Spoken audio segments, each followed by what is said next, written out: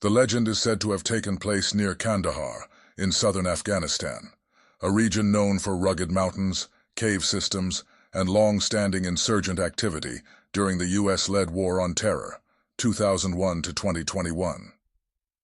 Following the September 11th attacks, U.S. and coalition forces entered Afghanistan in late 2001 to dismantle al-Qaeda and remove the Taliban from power. Kandahar province quickly became a strategic focal point.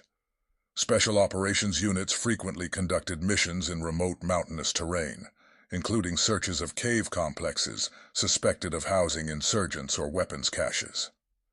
It's within this real and dangerous environment that the Kandahar giant legend is said to have occurred. The core claim of the story. According to the popular version, around 2002, a U.S. Special Operations team went missing while investigating a remote cave system in the Kandahar region. A follow-up team was sent to locate them. Upon approaching the cave, they encountered a massive humanoid creature, reportedly 12 to 15 feet tall, with red hair, 6 fingers on each hand, double rows of teeth, and enormous physical strength. The creature allegedly killed one soldier with a spear before being shot repeatedly by the team. The body was then transported out of Afghanistan on a military cargo aircraft. The entire incident was classified. The creature is often described as a biblical Nephilim, referencing giants mentioned in the book of Genesis, where the story actually came from.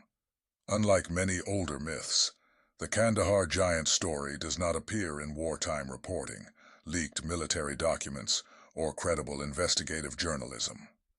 The story's first major public appearance traces back to the early 2000s, particularly through interviews broadcast by Genesis 6 Productions, a media group focused on biblical prophecy and supernatural themes.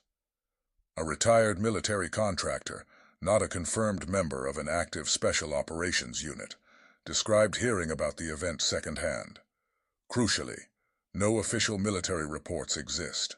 No named soldiers have verified the event. No service records match the alleged casualty. No photographic or physical evidence has surfaced.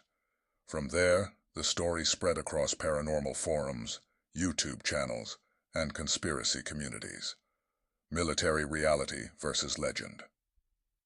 To understand why the legend gained traction, it helps to look at real conditions in Kandahar. Special operations teams did routinely search cave systems. Afghanistan has extensive underground tunnel networks. Soldiers frequently operated in isolated, high-risk conditions. Casualties sometimes occurred in remote firefights. Missions were often classified.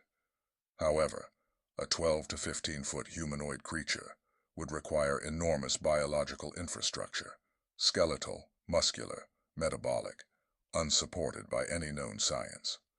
Transporting a massive corpse would require extensive logistical documentation. The death of a U.S. soldier, especially by unusual circumstances, would not vanish from military records.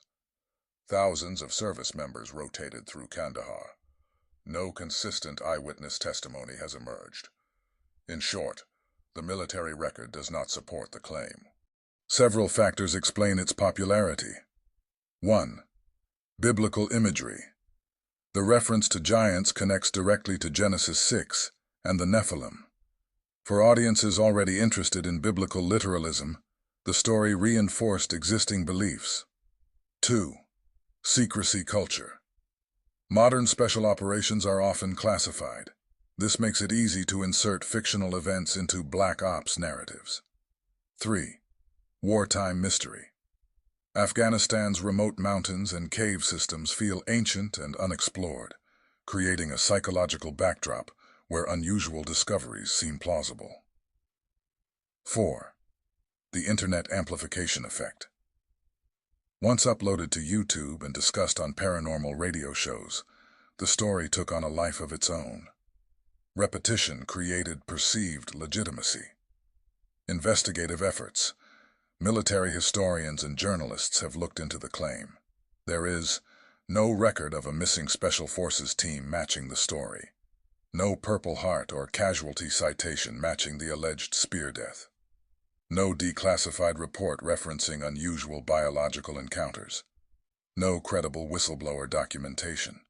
Even within veteran communities, the story is widely regarded as fiction or exaggeration.